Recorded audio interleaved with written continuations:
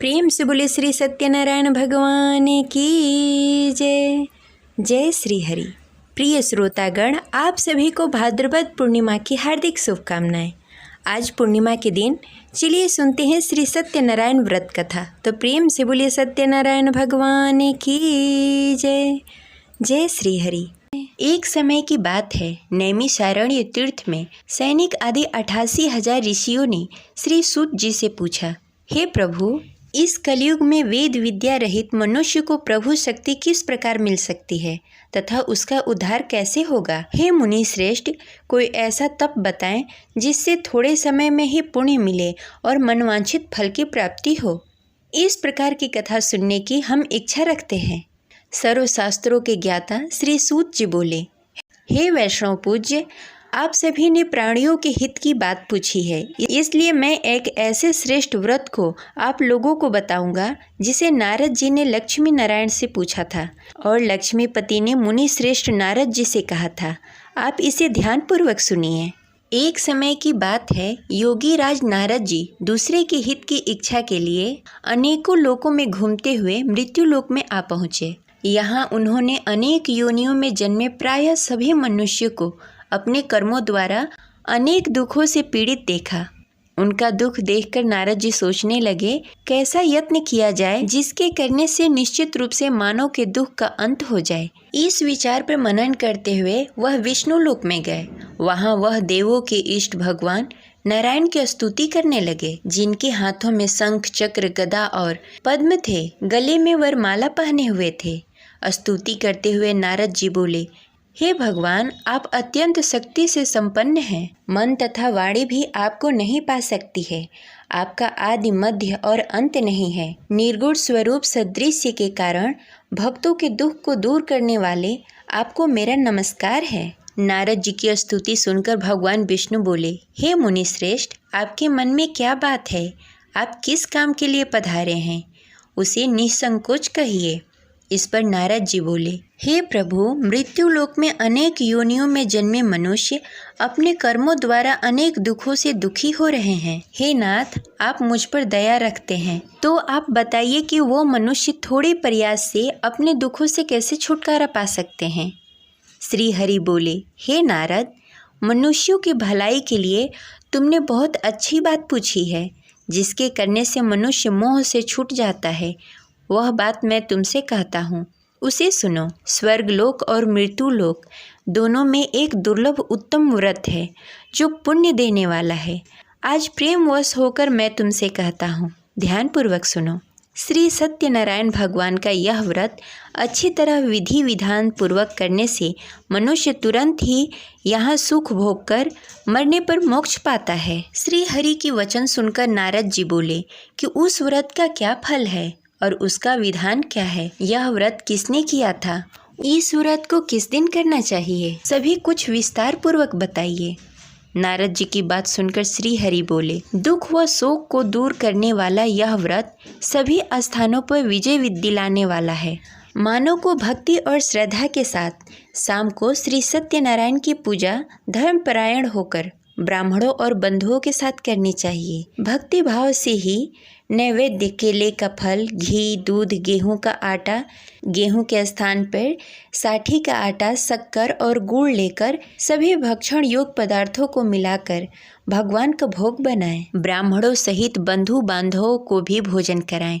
इसके बाद स्वयं भोजन करें। भजन कीर्तन के साथ भगवान के भक्ति में लीन हो जाएं। इस तरह से सत्यनारायण भगवान का व्रत करने पर मनुष्य की सारी इच्छाएं निश्चित रूप से पूरी होती है। इस कली काल अर्थात कलयुग में मृत्यु लोक में मोक्ष का यही एक सरल उपाय बताया गया है। इस प्रकार श्री सत्यनारायण व्रत कथा का प्रथम अध्याय संपन्न हुआ। तो प्रेम से बोलिए सत्यनारायण भगवान की जय। श्री सत्यनारायण कथा के दूसरे अध्याय के अनुसार श्री सूत जी बोले, हे ऋषियों, जिसने पहले समय इस व्रत को किया था उसका इतिहास कहता हूँ, ध्यान से सुनो। सुंदर काशीपुर नगरी में एक अत्यंत निर्धन ब्राह्मण रहता था।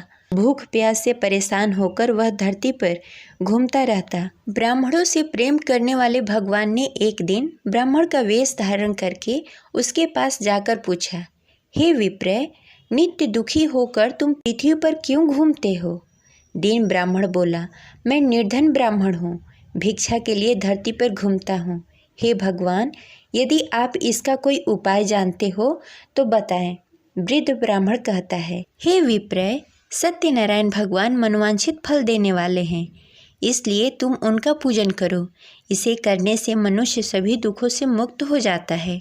वृद्ध ब्राह्मण बनकर आए सत्यनारायण भगवान उस निर्धन ब्राह्मण को व्रत का सारा विधान बताकर अंतर्ध्यान हो गए। ब्राह्मण मन ही मन सोचने लगा कि जिस व्रत को वृद्ध ब्राह्मण करने को कहा गया है, मैं उसे जरूर करूँगा। यह निश्चय करने के बाद उसे रात में नींद नहीं आई। वह सवेरे उठकर सत्यनारायण भगवान के व्रत का निश्चय कर भिक्षा के लिए निकल चला। उस दिन निर्धन ब्राह्मण को भिक्षा में बहुत धन मिला, जिससे उसे बंधु बांधवों के साथ मिलकर श्री सत्यनारायण भगवान का व्रत संपन्न किया। भगवान सत्यनारायण का व्रत संपन्न करने के बाद वह निर्धन ब्राह्मण सभी दुखों से छूट गया। हर माह इस व्रत को करने लगा। इस तरह से सत्यनारायण भगवान के इस व्रत को समय से जो मनुष्य करेगा वह सभी प्रकार के पापों से छूटकर मोक्ष को प्राप्त होगा और सभी दुखों से मुक्त हो जाएगा। श्री सूत जी बोले कि इस तरह से नारद जी से नारायण जी का कहा हुआ श्री सत्यनारायण व्रत को मैंने तुमसे कहा। हे विप्रो, मैं अब और क्या कहूँ? ऋषि बोले, हे मुनिवर, संसार में उस विप्र से सुनकर और किस किस ने इस व्रत को किया, हम सब इस बात को सुनना चाहते हैं। इसके लिए हमारे मन में श्रद्धा का भाव है। श्री सूत जी बोले, हे मुनियों, जिस जिसने इस व्रत को किया वह सब सुनो। एक समय वही विप्र धन और ऐश्वर्य के अनुसार अपने बंधु बांधवों के साथ इस व्रत को करने को तैयार हुआ। उसी समय एक लकड़ी बेचने वाला बूढ़ा आदमी आया और लकड़ियां बाहर रखकर अंदर ब्राह्मण के घर में आ गया। प्यास से दुखी वह लकड़हारा उसको व्रत करते देख विप्र को नमस्कार कर पूछने लगा कि आप यह क्या कर रहे हैं तथा इसे करने से क्या फल मिलेगा, कृपया करके मुझे बताइए।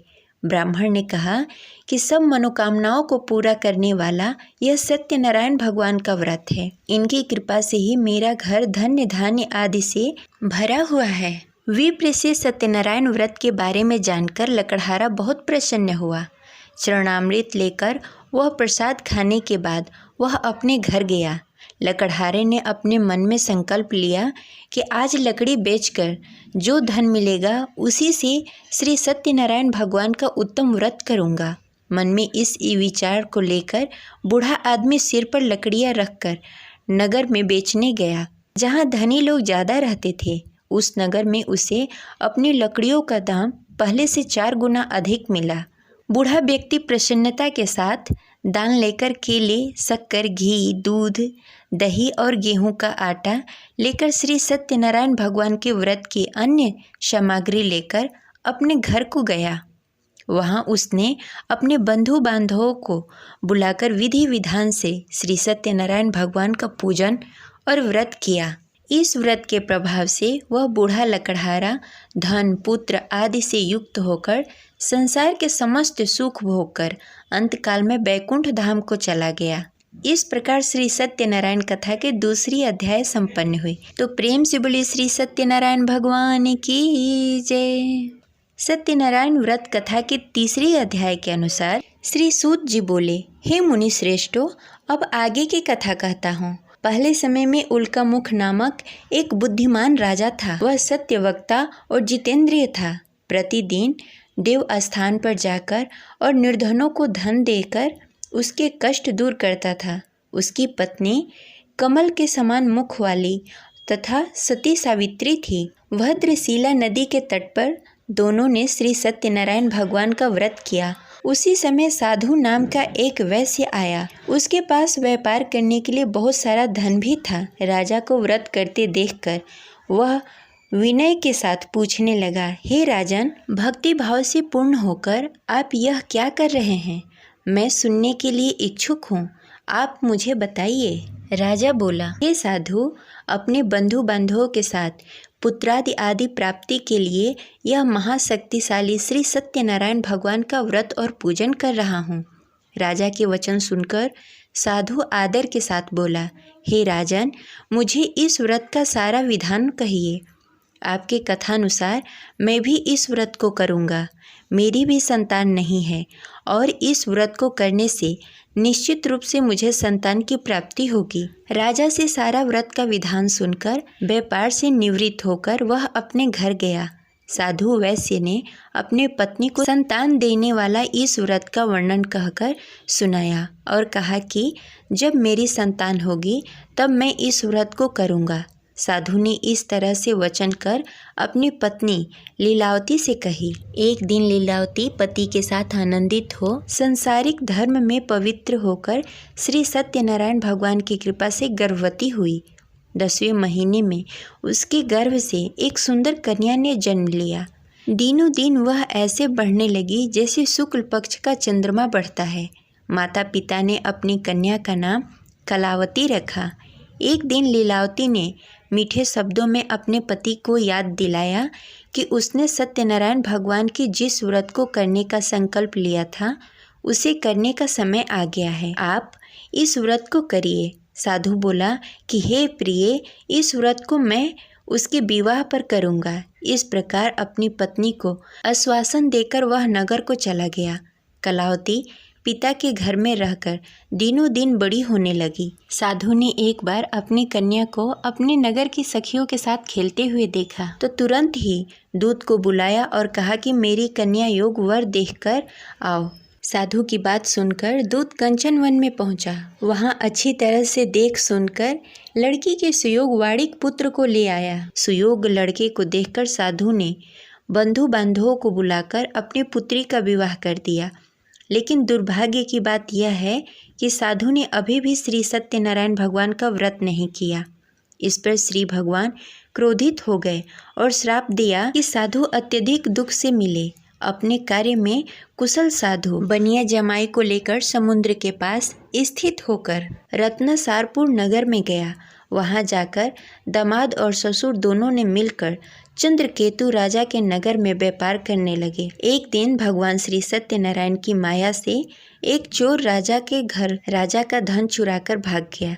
उसने राजा के सिपाहियों को अपना पीछा करते देख चुराया हुआ धन वहां रख दिया जहां साधु अपने जमाई के साथ ठहरा हुआ था। राजा के सिपाहियों ने साधु वैश्य के पास राजा का धन पड़ा देखा तो वह ससुर और जमाई दोनों को बांधकर प्रसन्नता से राजा के पास ले गए और कहा कि उन दोनों चोरों को हम पकड़ लाए हैं, आप आगे की कार्रवाई की आज्ञा दीजिए। राजा की आज्ञा से उन दोनों को कठिन कारावास में डाल दिया गया और उसका सारा धन भी उससे छीन लिया गया। श्री सत्यनारायण भगवान के श्राप से साधु की पत्नी भी बहुत दुखी हुई।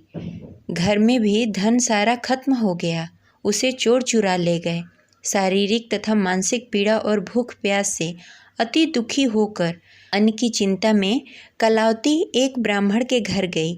वहां उसने श्री सत्यनारायण भगवान का व्रत होते हुए देखा। फिर कथा भी सुनी। वह प्रसाद ग्रहण कर रात को घर वापस आई।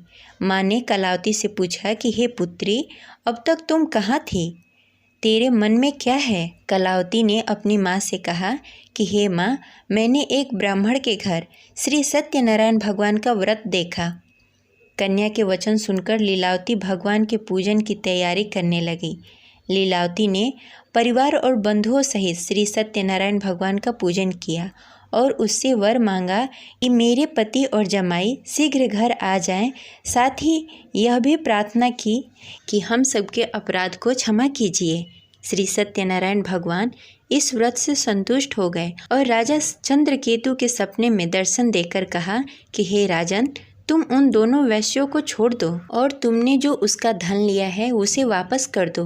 अगर तुमने ऐसा नहीं किया तो मैं तुम्हारा धन, राज्य, संतान सभी को नष्ट कर दूंगा। राजा को यह सब कहकर भगवान अंतर ध्यान हो गए। प्रातःकाल सभा में राजा ने अपना सारा सपना सबको सुनाया। फिर बोले कि वड़िक पुत्रों को कैद से मुक्त कर सभा में लाओ। दोनों ने आते ही राजा को प्रणाम किया। राजा मीठी वाणी में बोला कि हे महानुभाव, भाग्यवश ऐसा कठिन दुख तुम्हें प्राप्त हुआ है, लेकिन अब तुम्हें कोई भय नहीं है। ऐसा कहकर राजा ने उन दोनों को नए वस्त्र आभूषण भी पहनाए और जितना धन उनका लिया था उसे दुगना धन वापस कर दिया। दोनों वैश्य अपने घर को चले गए। इस प्रकार सत्यनारायण व्रत कथा की तीसरी अध्याय संपन्न हुई। तो प्रेम से बोलिए भगवान सत्यनारायण की जय। सत्यनारायण कथा के चौथे अध्याय के अनुसार सूत जी बोले, वैश्य ने मंगलाचार कर अपनी यात्रा प्रारंभ की और अपने घर की ओर चल पड़ा। उसके थोड़ी दूर जाने के बाद एक दंडी वेशधारी श्री सत्यनारायण ने उससे पूछा, हे साधु, तेरे नाम में क्या है? अभिवाड़िक वड़िक हंसता हुआ बोला, हे दंडी, आप क्यों पूछते हैं? क्या धन लेने की इच्छा है? मेरे नाव में तो बेल और पत्ते भरे हुए हैं।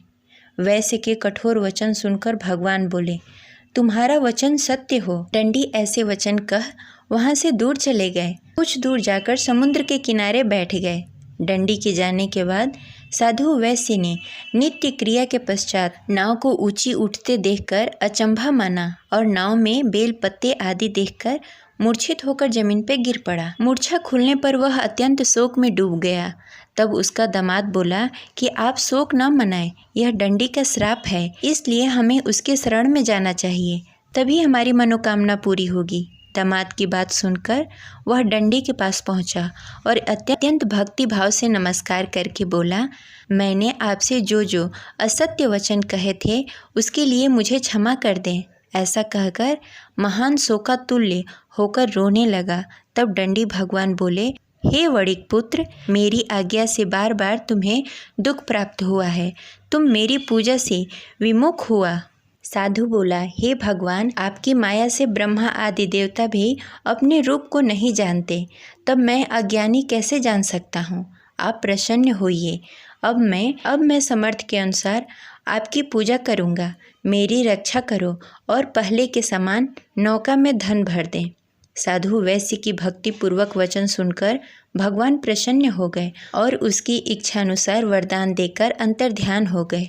ससुर दामाद जब नाव पर आए तो नाव धन से भरी हुई थी। फिर वहीं अपने अन्य साथियों के साथ सत्यनारायण भगवान का पूजन कर अपने नगर को चल दिए। जब नगर के नज़दीक पहुँचे तो दूत को घर पर खबर करने के लिए भेज दिया। दूत साधु की पत्नी को प्रणाम कर कहता है, मालिक अपने दामाद सहित नगर के निकट आ गए हैं। दूत की बात सुनकर साधु की पत्नी लीलावती ने बड़े हर्ष के साथ सत्यनारायण भगवान का पूजन कर अपनी पुत्री कलावती से कहा कि मैं अपने पति के दर्शन को जाती हूँ, तू कार्य पूर्ण कर शीघ्र आ जाना। माता के ऐसे वचन सुनकर कलावती जल्द से प्रसाद छोड़कर अपने पति के पास चली गई। प्रसाद की अवहेलना के कारण श्री सत्यनारायण भगवान रुष्ट हो गए और नाव सहित उसके पति को नाव में डुबो दिया। कलावती अपने पति को ना पाकर रोती हुई जमीन पर गिर पड़ी। नौका को डूबा हुआ देखकर वह कन्या को रोता देख साधु दुखी होकर बोला कि हे प्रभु, मुझसे तथा मेरे परिवार से जो भूल हुई है उसे क्षमा करें। साधु की दीन वचन सुनकर श्री सत्यनारायण भगवान प्रसन्न हो गए और आकाशवाणी हुई, हे साधु, तेरी कन्या मेरी प्रसाद को छोड़कर आई है, इसलिए उसका पति अदृश्य हो गया है। यदि घर जाकर प्रसाद खाकर लौटती है तो उसे उसका पति अवश्य मिलेगा। ऐसी आकाशवाणी सुनकर कलावती घर पहुंचकर प्रसाद ग्रहण करती है और फिर आकर अपने पति के दर्शन करती है। उसके बाद साधु अपने बंधु बांधवों के सहित श्री सत्यनारायण भगवान की विधि विधान से पूजा करता है तथा इस लोक से सुख भोग कर अंत में स्वर्ग को जाता है। इस प्रकार सत्यनारायण व्रत कथा की चतुर्थ अध्याय संपन्न हुई। प्रेम से बोले श्री सत्यनारायण भगवान की जय। श्री सत्यनारायण भगवान के पंचम अध्याय के अनुसार श्री सूत जी बोले, हे ऋषियों, मैं और भी एक कथा सुनाता हूँ, उसे ध्यान पूर्वक सुनो। प्रजा पालन में लीन तुंगध्वज नामक एक राजा था। उसने भी भगवान का प्रसाद त्याग कर बहुत दुख सहन किया। एक बार वन में जाकर वन्य पशुओं को मारकर वह बड़ के पेड़ के नीचे आया। वहाँ उसने ग्वालों को भक्ति भाव से अपने बंधुओं के सहित सत्यनारायण भगवान का पूजन करते देखा। अभिमानवश राजा ने उन्हें देखकर भी पूजा स्थान में नहीं गया, न ही उसने भगवान को नमस्कार किया। ग्वालों ने राजा को प्रसाद दिया, लेकिन उसने वह प्रसाद नहीं खाया और प्रसाद को वहीं छोड़कर अपने नगर को चला आया। जब वह नगर में पहुंचा तो वहां सब कुछ तहस नहस हो गया था। वह शीघ्र ही समझ गया कि यह सब भगवान ने ही किया है। वह दोबारा ग्वालों के पास पहुंचा और विधि पूर्वक पूजा कर प्रसाद खाया और श्री सत्यनारायण भगवान की कृपा से सब कुछ पहले की जैसा हो गया। दीर्घकाल तक सुख भोगने के बाद मरणों उपरांत उसे स्वर्गलोक की प्राप्ति हुई। जो मनुष्य परम दुर्लभ इस व्रत को करेगा वह श्री सत्यनारायण भगवान के अनुकंपा से उसे धन्य धान्य की प्राप्ति होगी, निर्धन धनी हो जाएगा और भय मुक्त होकर जीवन जीता रहेगा। संतानहीन मनुष्य को संतान सुख मिलेगा और सारी मनोकामनाएं पूर्ण होगी। मानव अंत काल में बैकुंठ धाम को जाएगा। श्री सूत जी बोले, जिन्होंने पहले इस व्रत को किया है अब उसके दूसरे जन्म की कथा कहता हूँ। वृद्ध सतानंद ब्राह्मण ने सुदामा का जन्म लेकर मोक्ष की प्राप्ति की। लकड़हारे ने अगले जन्म में निषाद बनकर मोक्ष प्राप्त किया। उल्का मुख नामक राजा दशरथ होकर बैकुंठ को गए। साधु नाम के वैश्य ने मोर ध्वज बनकर अपने पुत्र को आरे से चीरकर मोक्ष पाया। महाराज तुंग ध्वज ने स्वयंभू होकर भगवान के भक्ति युक्त होकर कर्म का मोक्ष पाया। इस प्रकार श्री सत्यनारायण व्रत कथा पंचम अध्याय संपन्न हुई। तो प्रेम से बोले श्री सत्यनारायण भगवान की जय।